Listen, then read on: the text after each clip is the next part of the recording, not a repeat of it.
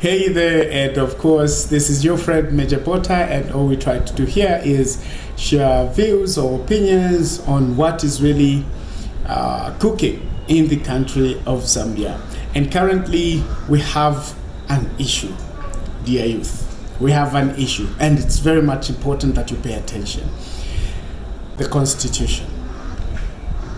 The Constitution. What is your take? I posted some days ago this particular message that Zambia does not require a constitution amendment at this time. We actually need an economic recovery. And economic recovery is not in the constitution. Economic recovery is mostly based on policies that government has been able to formulate or is able to formulate within the mandate or the time that they've been given whilst in power. However, it has now come to my attention also that there is a draft constitution. Okay? There is a draft constitution. Okay, so when people are talking about constitution amendment, it's not that they are talking from without. They are talking from a point of knowing that there is already something that has been put together. Now, as we know, the constitution amendment process is a tedious process which will involve several stakeholders coming together and having to make an input into the constitution, which has not clearly happened as it is.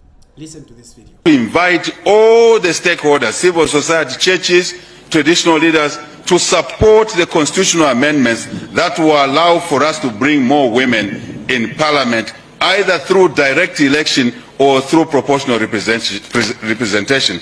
I take it that as a nation we agreed that we will amend the constitution before the 2026 elections. Nobody has even seen what is contained in the draft constitution. But people want to go in the streets. To use who? To use you. Are you going to go in the streets? No. To beat who? To beat your fellow youth? To damage property? I call that man. Okay, now, that aside, the other party, as you know it, in the country is civil society organizations, which are very key and very vital when it comes to our democratic process. And civil society organizations have come out and they've said, no, look, we don't know of any process that has taken place. If anything, we've not even had the opportunity to see the so-called draft constitution. However, it's also wrong to have a draft constitution when the people have not been consulted. Point blank. It should be as easy as that for us to agree. It should be that easy. If the preamble of the Constitution in Article 1 says, we the people of Zambia give unto ourselves this Constitution, where did I participate? In the current draft bill that is there. And because we have not seen it to fully understand and comprehend what the thinking of government is and what is driving it, as civil society we are saying this process is a window-dressed process.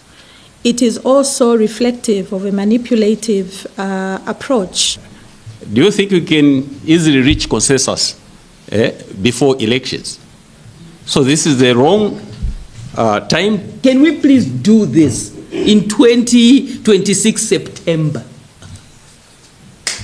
Maybe that makes it clearer, so that we can have consensus, so that we can have a process that is divorced from political tensions and is owned by the people.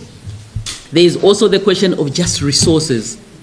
Where does the money come from now when we should be raising money for elections, now when we have issues of President Trump having withdrawn money that is required for ARVs, now that we are coming from a drought, we just don't have the resources to direct to what has become not urgent because of the delay of the very sitting government. Who galvanize the different sectors of the Zambian society not to allow this to go through, be it members of parliament, both from his party as well as from other political parties. But guess what? It's not as easy, because in this country, we love politics. We politic from year 1 up to year 5. So now, We have a draft constitution. Where is it coming from? According to State House Communications Specialist Clayson Hamasaga, there is no need for further consultations in the constitution amendment process.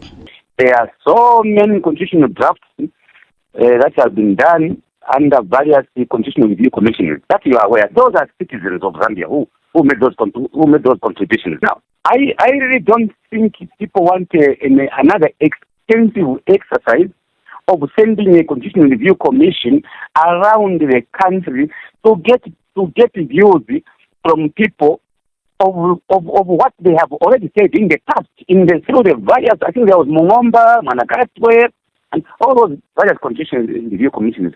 Okay, so all they literally did was to go back on what was consulted in the previous constitution amendments. That's what they did. If I'm to get what this man said, which is not wisdom, because guess what? Needs have changed, times have changed, the political environment or the political environment is not the same. So you can't assume that what we wanted 10, 15 years ago is still the same things that we want today. That's bad. So when stakeholders are saying, look, there's a whole lot of issues that we've got to take care of, and constitution is not one of them. It's not an emergency. There is no need for one to make it an emergency. These are the things that we are talking about, and these are the things that I buy into and I understand quite well, because now I've taken keen interest to understand most of the government documentations here and there, the policies that they have in play, and the majority of them, for you who doesn't love reading, actually, the majority of them don't even support sustainability. They are not sustainable enough. If you ask for my direct, honest opinion, I'll tell you that they are not sustainable in any way. They are basically just there to, get you to be voting for them year in, year out, as long as they keep on, or as long as they maintain power. So it's wrong for us to have a constitution amendment at this time. Instead, let's wait so that we can do a proper process. Follow the process. Follow the process. Just going back, reading in history, then figuring out, okay, this somehow gives me the vibe that, you know what, even from bringing back the form issue in school is not a productive one, because Form 1 to Form 5, that was there in the Kaunda era. Then we changed. Now we are back to Form 1. So we don't know whether even that one is progressive on its own, but we'll wait and see to judge the new curriculum and everything, and what its impact is going to be on the education system. Otherwise, say no to constitution amendments, say no to fighting, say no to stupid bipartisan politics that will make you a tool. Yes, a tool for a political party or a political leader. Otherwise, share your opinions in the comment sections and let's get talking.